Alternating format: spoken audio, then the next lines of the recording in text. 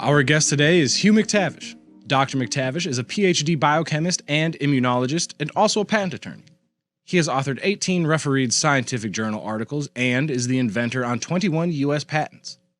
He has started 2 pharmaceutical companies off of his own inventions, one for a targeted drug for cancer, and the other for a treatment that prevents cold sores or oral herpes virus outbreaks. He is also the executive director of a new nonprofit called Sanity, whose mission is to provide policymakers and the public with scientific and data-based information on the benefits and harms of current and potential policy responses and individual responses to COVID-19, and to educate the public with scientifically accurate information on individual risk from COVID-19 so persons can make informed decisions about their risk from COVID-19 and if and how to modify their behavior. Thank you, Tevin. So my talk today is titled A Quantitative, Ethical, and Human Benefit-Harm Analysis of Our Societal COVID Response. My idea is to try to quantify how many lives we are saving with the societal response we've had to COVID and compare that to the harms. So this is akin to a cost-benefit analysis, but I'm doing it in human terms rather than dollar terms. We've used certain tactics we're all very aware of closing restaurants, closing schools and universities, stay-at-home orders, mandatory mask wearing, etc., to try to reduce the number of COVID deaths. And presumably that has reduced the number of COVID deaths. So I want to know, though, how many COVID deaths have been prevented. It's surprising to me nobody's done this. As far as I'm aware, nobody's done this yet. But can we make an estimate of how many COVID deaths we're preventing? And are we inadvertently causing other deaths? And can we make an estimate of how many deaths that might be?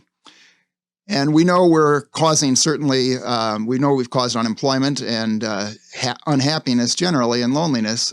Can we quantify those things and can we compare that somehow to the number of COVID deaths we're preventing? So that's the purpose of what I'm trying to do here. First, we need to know how many deaths we are averting. Ideally, you would do some kind of a controlled clinical trial. Ideally, it'd be a double-blind trial. That's impossible since people know whether they're in lockdown or not. But you'd compare 2 different societies where one does the strategy we've done of the stay-at-home orders, the mandatory mask wearing, closing schools and restaurants, etc., and another does not do those things, and see how much of a difference it makes in number of deaths. Of course, we certainly can't do a double-blind study and can't do a really controlled study, but we do have a comparison society that took a different approach than the United States, and that is Sweden. On this table, I've got a list of all of the things we've done in the United States and compared to what Sweden has done. We've got the stay-at-home orders, closing restaurants, closing churches, closing health clubs, closed non-essential businesses, closed schools, closed universities, and mandated wearing masks in public. Sweden did none of those things, except they briefly closed health clubs and they briefly closed their universities. They've not even mandated mask wearing. They only recommend mask wearing, and they only recommend it when you're indoors and cannot keep at least 3 feet away from other people, which is actually the WHO guideline on mask wearing. So the United States is stricter than the WHO guideline on that. So since they didn't do all of those things, presumably they've got more deaths, more COVID deaths than us, right? No, actually, on a per capita basis, per million people in the population basis, Sweden has fewer COVID deaths than the United States, and fewer than several countries in Europe that also took the lockdown approach. Now, some may say, well, that's because it's near the Arctic Circle, it's a relatively rural country, so, and we know that COVID transmits better in close quarters in more urban populations, so that's why Sweden has a lower death rate. Unfortunately for that argument, Sweden is actually a more urbanized country than the United States. Despite that disadvantage, they still have fewer deaths per capita than the United States. So from that comparison, you'd say that our restrictions haven't reduced deaths at all. That cannot be the case. Presumably, these restrictions have to have reduced deaths. So we'll look at another way to try to calculate how many deaths we've prevented. Before we get to that, I also want to know, for the COVID deaths we're preventing, how much extra time of life are we giving those people who are going to die, who would otherwise have died of COVID? We're all going to die. I've said that to people in conversations about COVID, and they get offended when I say that oftentimes. But all great spiritual teachers have said that, and people got offended when they said that as well. So I'm not being flippant. We really are all going to die. And most great spiritual teachers thought that was probably, if not the most important lesson, one of the most important lessons we needed to learn in order to live, that we need to learn in order to live a good and a wise life. For the COVID dead, what is their life expectancy on average when they are of people who are passing away from COVID infection? This table shows some of the characteristics of those people that are relevant to calculating their how much longer they would have lived if they had not been infected with SARS-CoV-2 and died of COVID. These are for the state of Minnesota. Other states and nations in the world, the numbers are nearly identical, except the U.S. is a little higher Minnesota is a little higher in our percentage with who live in long-term care facilities. But 70% of the dead live in long-term care facilities, 60% are over age 80, 92% are over age 60, and 99% have a pre-existing condition that predisposes them to COVID, such as cardiovascular disease or chronic obstructive pulmonary disease. These numbers are all quite a bit higher, actually, than overall deaths. It's kind of surprising, but only 80% of the United States, of the people who die in the United States every year, are age 60 or over, whereas 92% of the COVID dead are age 60 or over. So the median person dying of COVID is an 84-year-old male living in a long-term care facility who has serious pre-existing conditions and is sicker also, it should be noted, is sicker than the average 84-year-old male living in a long-term care facility, because many people living in a long-term care facility contract SARS-CoV-2 and they survive it. So it stands to reason that the people who die, on average, are sicker than the people who survive the disease. Also, we know that people who die are 99% pre-existing conditions, so that obviously is a lot sicker than the overall population, or even people of the same age who are dying. So the median person dying, as that 84-year-old male living in a nursing home with serious pre-existing conditions, has a life expectancy of less than a year. There was a study in Sweden that estimated that the COVID dead living in long-term care facilities have an average life expectancy of 5 to 9 months. In the U.S., a person who enters a nursing home, on average, from the time they enter the nursing home until the time they die, that's 15 months. And of course, the average person didn't just enter the nursing home yesterday, so they'd be somewhat less than that 15 months. So again, the average, or the median, I should say, is less than a year of life expectancy. Now, to refresh your memory from math in high school or wherever, the median is the number where 50% of the population is higher. In this case, we're looking at life expectancy, so 50% having a life expectancy greater than the median and 50% having a life expectancy less than the median. The average, in contrast, is where you sum up the numbers for each person you're talking about, in this case life expectancy again, and divide it by the total number of people you're talking about. So the average is skewed by large numbers, and since some of the COVID had 20 or 30 years of life expectancy left, the average is greater than the median. Now, there was a paper in the Proceedings of the National Academy of Sciences that came out during the COVID outbreak that estimated that the average life expectancy, considering only the age of people, is 11 of people who are dying of COVID, is 11.7 years at the time of their death. But again, that's estimated based only on their age, not their health condition, and it's clear that they are sicker than average for their health condition when they die, and that the median person has a life expectancy of less than a year. So I estimate the average as about 4 years. on average, of the life expectancy for the COVID dead. In other words, when we prevent a COVID death, we are granting that person an extra 4 years of life. So back to the question of how many infections our policies are preventing and how many deaths, therefore, they may have prevented. To answer that question, we need to know first what percentage of the population has already been infected and what percentage and how that corresponds to number of deaths. The best way to do that is to do an antibody test. When you're infected with COVID, your body generates antibodies against it. Those stay for a long time, possibly years. So later we can collect blood from that person and determine whether they've got antibodies against COVID or not, which tells us whether they were ever infected or not up to that date. So there was a very clever study that was done in early July where they studied dialysis patients. So every day, thousands of people in the United States undergo dialysis. And their plasma samples, their blood samples, are sent to central laboratories where a bunch of routine medical tests are done on their blood, just as part of their routine medical care.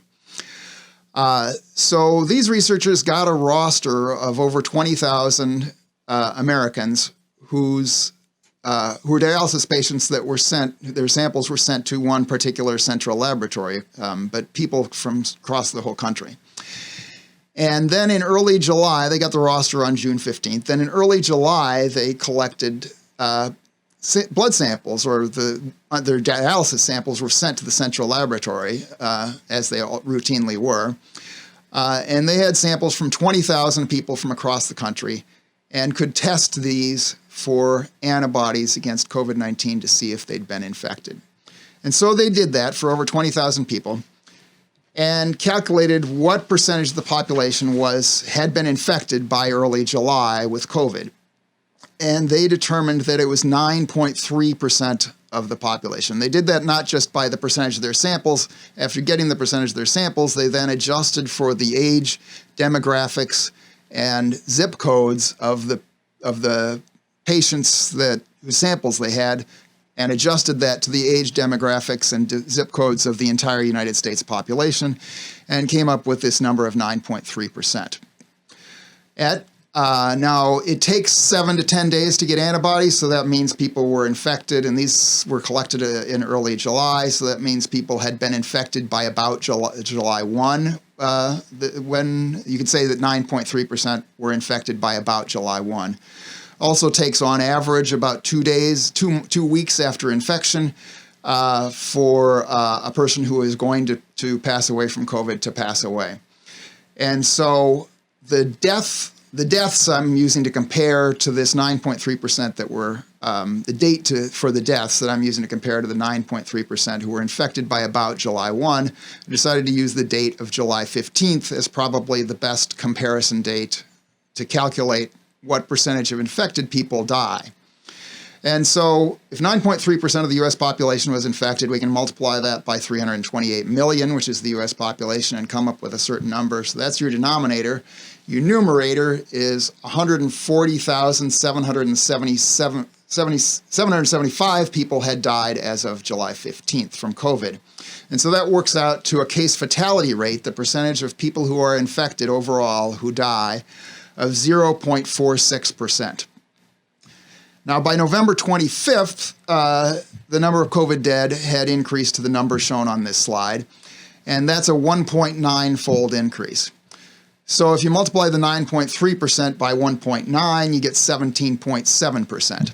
Now, I've shown here that the number infected as of November 25th then would be equal to or greater than 17.7%.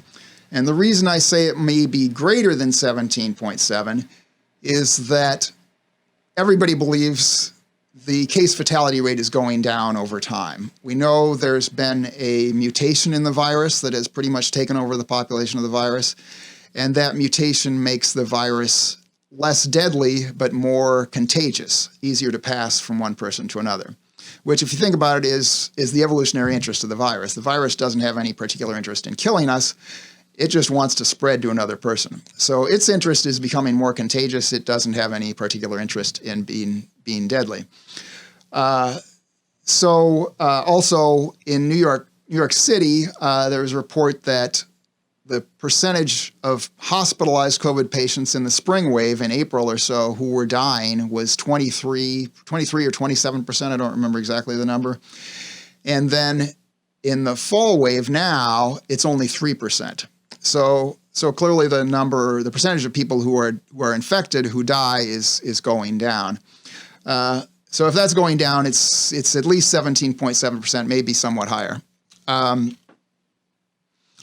Okay, so with that data of the percentage of the U.S. population that's been infected, that gives us a better chance to estimate how many lives our policies, how many infections, and therefore how many lives our policies are saving, are preventing.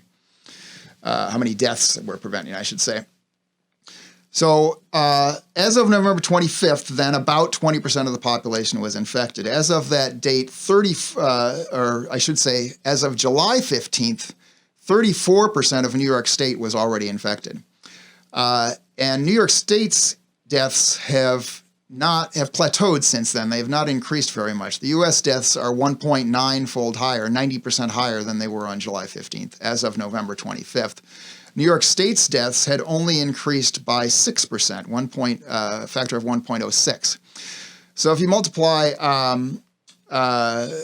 that, New York State's infection rate is about 2% higher. If you multiply it by 1.06, they've about 2% more of, times 34%, about 2% more of New York State is infected. So they've only gone up 2% from 34% to 36% in this time, assuming the case fatality rate has stayed the same.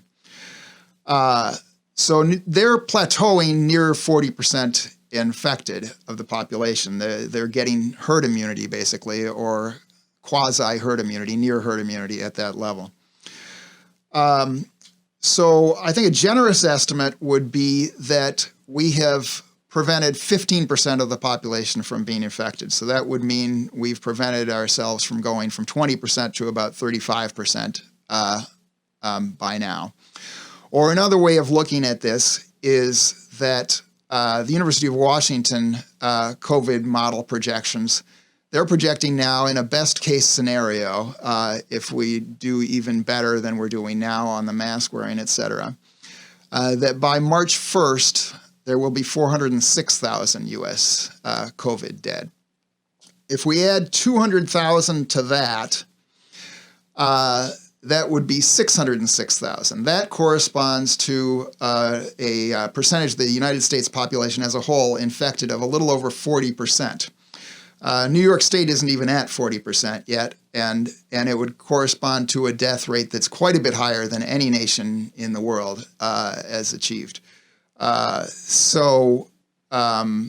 think it's kind of a worst case scenario that our policies have prevented 200, or a best case scenario, that our policies have prevented 200,000 deaths and 15% of the population from being infected. Now, obviously, that's a huge number of deaths. 200,000 deaths we're preventing. So that would be tremendous if that's the case, that we are preventing 200,000 U.S. deaths from COVID.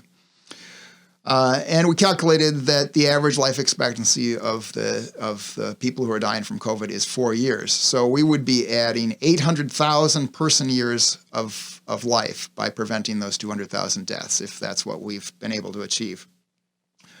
However, if you divide 800,000, or 0.8 million person years of life, into the U.S. population, which is 328 million, you get 0.0024 years of life expectancy gained, which works out to 0.9 days.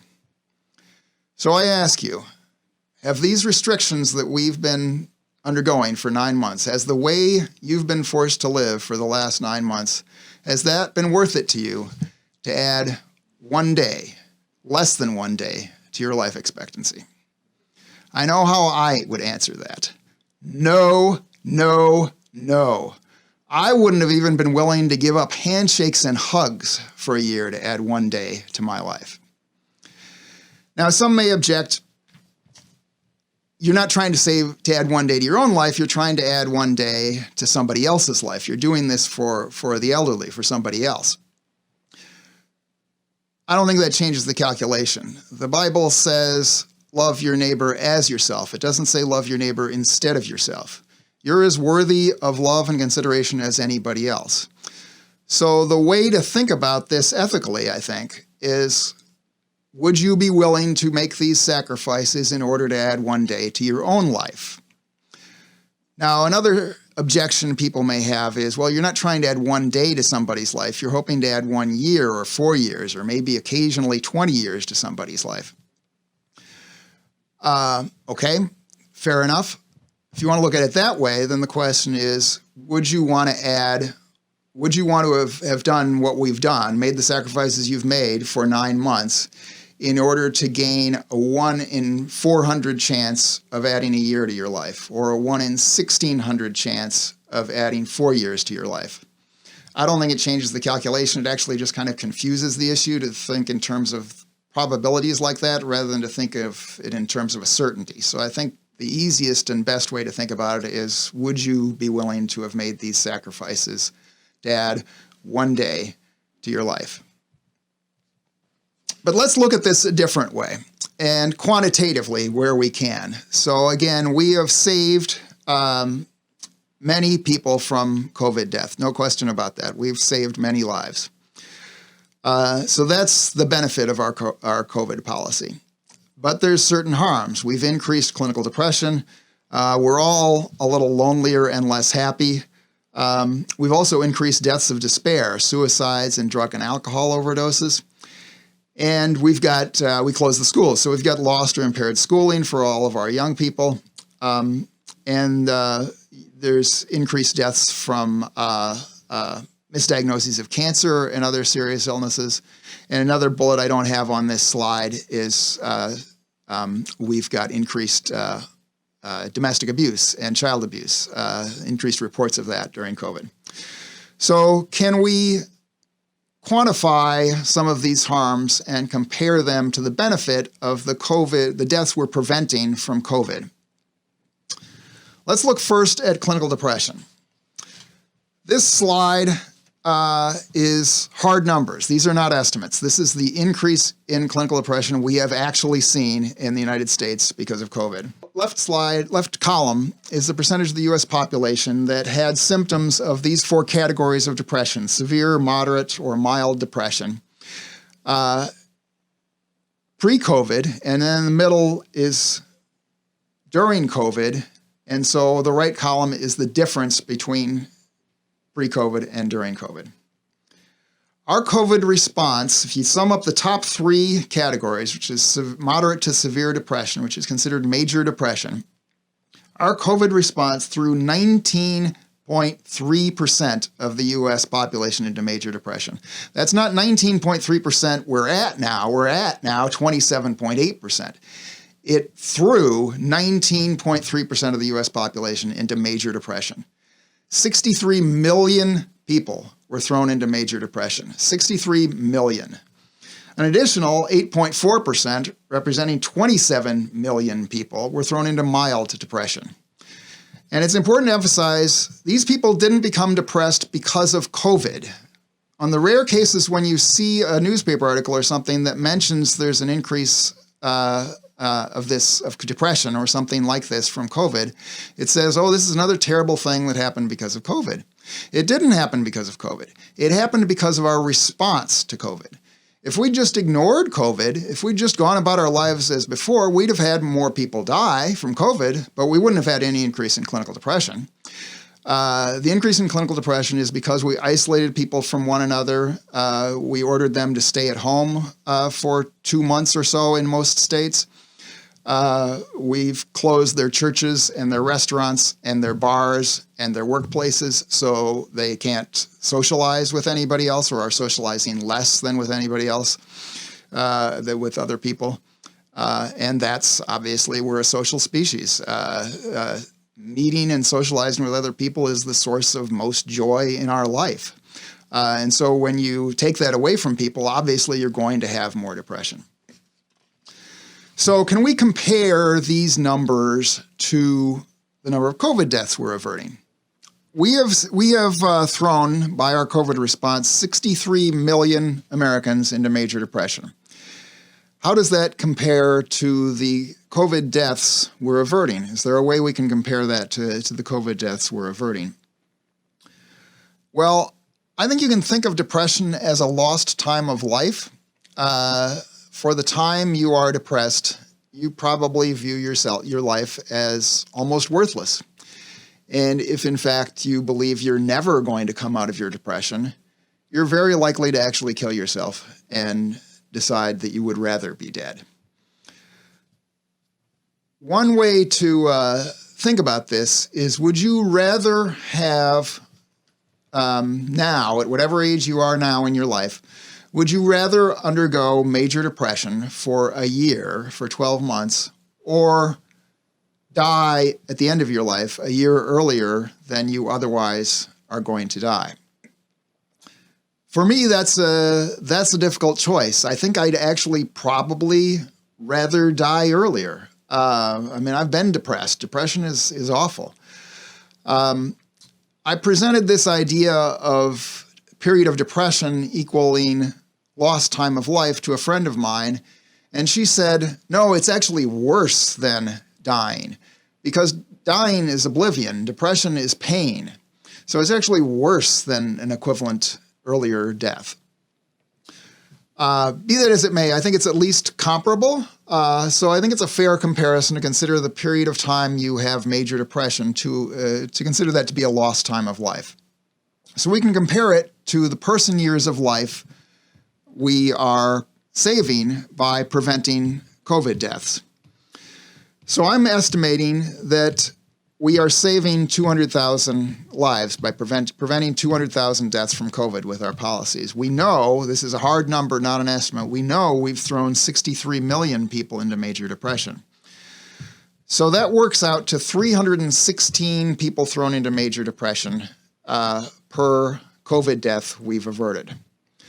The average episode of major depression is 20 weeks, which is 0.38 years. So you multiply the 0.38 years times 63 million people, it works out to 24 million person years of life lost. As I said, I'm estimating 800,000 person years of life gained by preventing COVID deaths by our policies. So using those two numbers, it works out that we are causing, by our policies, 30 times the loss of life from increased depression, increased major depression, compared to the period of life we are saving by preventing COVID deaths. 30 times. Look at this figure. I'm going to hold this figure up for a moment. I think at this point the debate should be over. The debate of whether our COVID response was worth it, whether the benefits exceeded the harms, that debate should be over when you look at this slide and this data. Of course it wasn't worth it. Of course it wasn't worth it.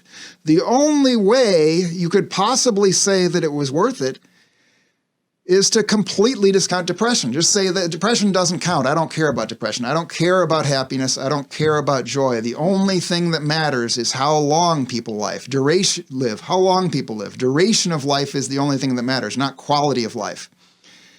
If that's your attitude, then yes, our response has been worth it, perhaps. If you consider quality of life to be important also, then no, clearly it has not been worth it. Clearly we would have been better off to have done nothing and just let COVID take its course. So again, I think the debate should be over when you see these depression statistics, but let's look at this some other ways. So another harm caused by our COVID response is the increased deaths of despair, defined as suicides and drug and alcohol overdoses. This nonprofit, the Wellbeing Trust, they estimated that as a result of our COVID response, they actually phrased it as a result of COVID, but again, that's not correct. It's the result of our response to COVID. We're going to have 68,000 excess deaths of despair. Now, these people are, this is an estimate. It's not, unlike the depression numbers, this is not hard data. This is just an estimate, and we don't know how many people actually have killed themselves during COVID. But it's probably an underestimate because it's actually based on unemployment alone. There's data showing the link between unemployment and increased suicides and deaths of despair. And that's the way they made this. And so we know that COVID has we've thrown a lot of people out of work during COVID. So that's the estimate that they made.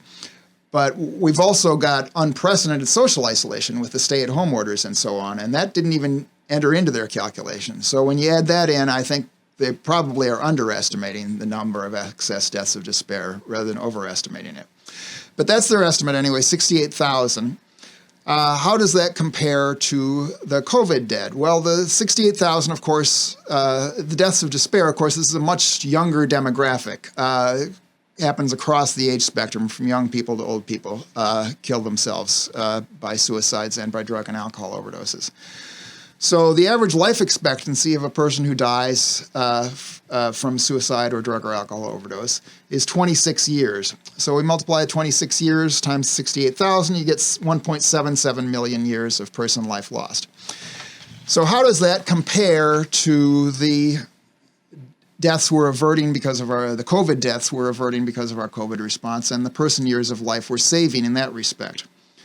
Well, it is fewer people dying. It's 68,000 people dying because of suicide and death of despair versus 200,000 lives, I believe, we're saving by preventing COVID deaths.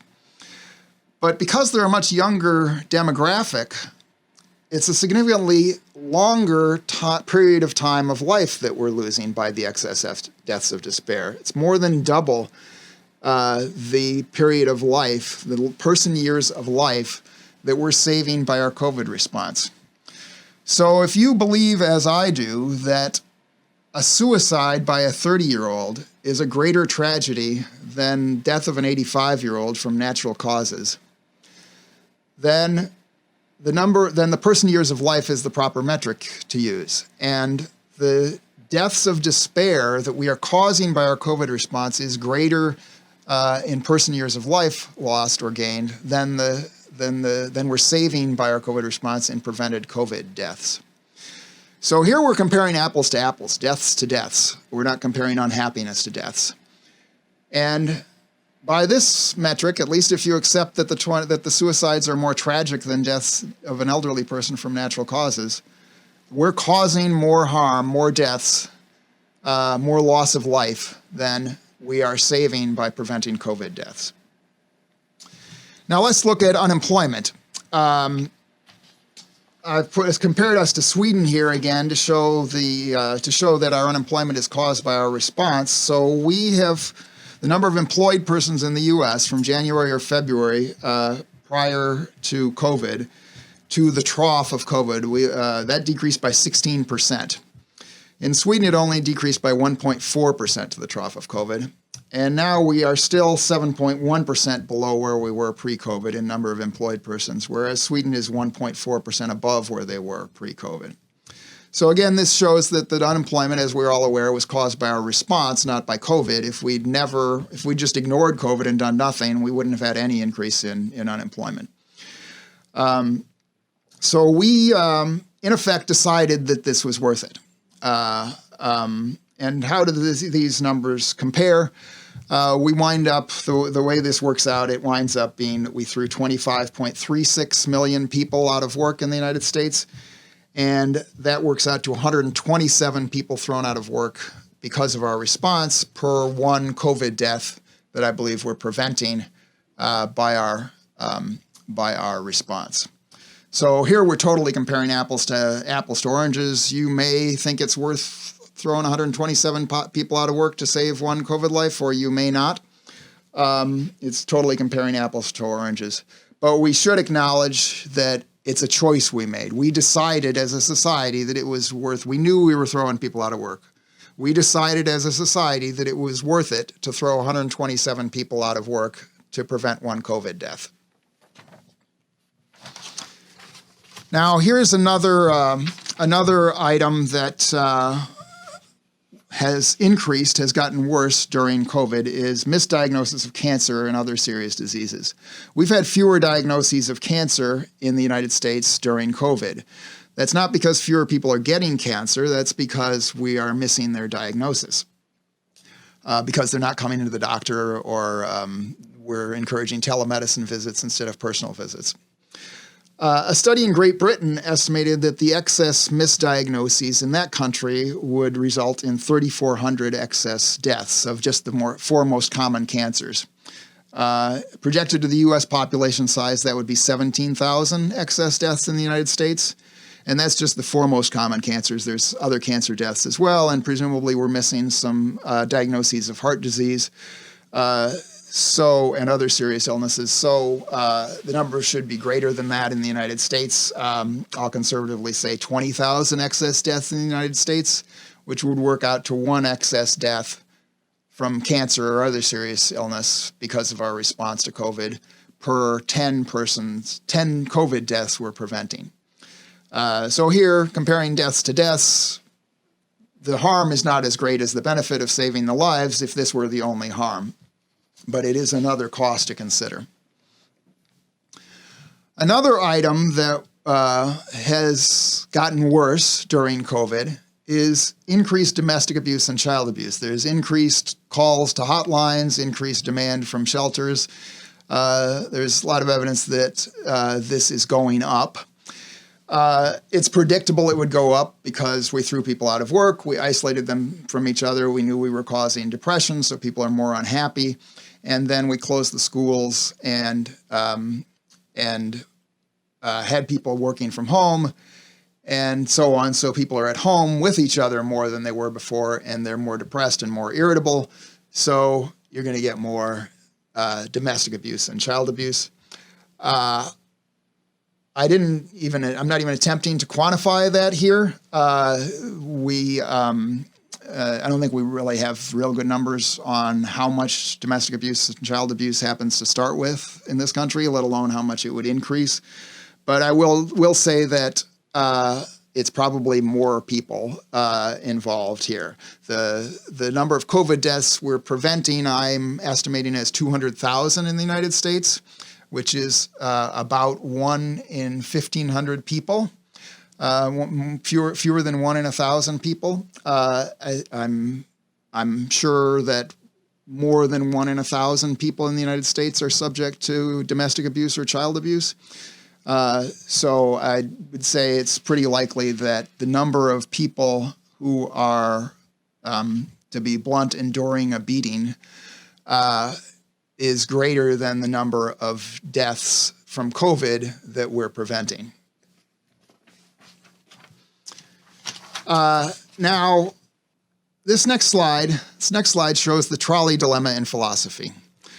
So philosophers have this thought experiment. Imagine a streetcar or a trolley coming down the tracks, and ahead of it on the tracks, there's 5 people tied to the tracks who are going to be killed by that train or trolley, be run over by it. But ahead of that point, there's a fork in the track, and you're standing next to a switch, and you can pull the switch to divert the train to another track where it won't kill those 5 people. But unfortunately, in this diagram, there's one person tied to track number 2 who will be killed by your decision to pull the switch, and would not have been killed if you didn't pull the switch. So do you pull the switch? We've gone through that choice literally with COVID, almost literally with COVID. We had a certain number of people tied to the tracks who were going to be killed by COVID if we did nothing. So we decided to divert that train to another track where those people wouldn't be killed. But unfortunately, there were other people tied to track number 2 who were harmed by our decision to pull the switch and divert the train. So in this slide, here are the choices as I see them between track 1 and track 2, as I've calculated them in this talk, with 200,000 COVID deaths averted, which if we normalize that to 1 and then divide all the numbers, normalize everything to 1 COVID death prevented, representing 4 years of life, person years of life gained. How does that compare to track number 2 and the damage we're causing? Now, the outcome on both tracks are bad. And we're not very good at choosing between two bad outcomes. We want a choice that involves no pain. And that is not a choice that is available to us. All we can do is choose between bad and worse. But we have to make that choice, and we have to acknowledge that we're making a choice. We have to acknowledge that when we pull the switch and try to save these COVID lives, we're harming other people. If we had chosen track 1 and let COVID take its course, or take the Sweden approach of no mandatory restrictions at all, just recommend people take certain actions to reduce their own risk, more people would have died of COVID. But we would have avoided all of the outcomes on track 2. All of the outcomes on track 2 were entirely predictable and were in fact predicted. We knew our response would throw people out of work. We knew it would increase loneliness and depression. We knew the unemployment and social isolation would lead to suicides and deaths of despair. We certainly knew that closing the schools would impair our children's education. And we certainly knew that everyone would be less happy when we essentially forbade them from gathering with one another in restaurants, bars, workplaces, churches, every place people gather. We decided, and I underline decided, we decided as a society the outcomes on track 2 were better than the outcomes on track 1, that the harms on track 2 were less than the harms on track 1. I think that was wrong. I think that was morally wrong to decide to pull that switch and to harm all these people on track 2. And I think even more clearly, now that we know these numbers, now that we know how much the harm we have done, I think even more clearly it is morally wrong to continue to pull that switch and continue to have the train run over the people tied to track 2.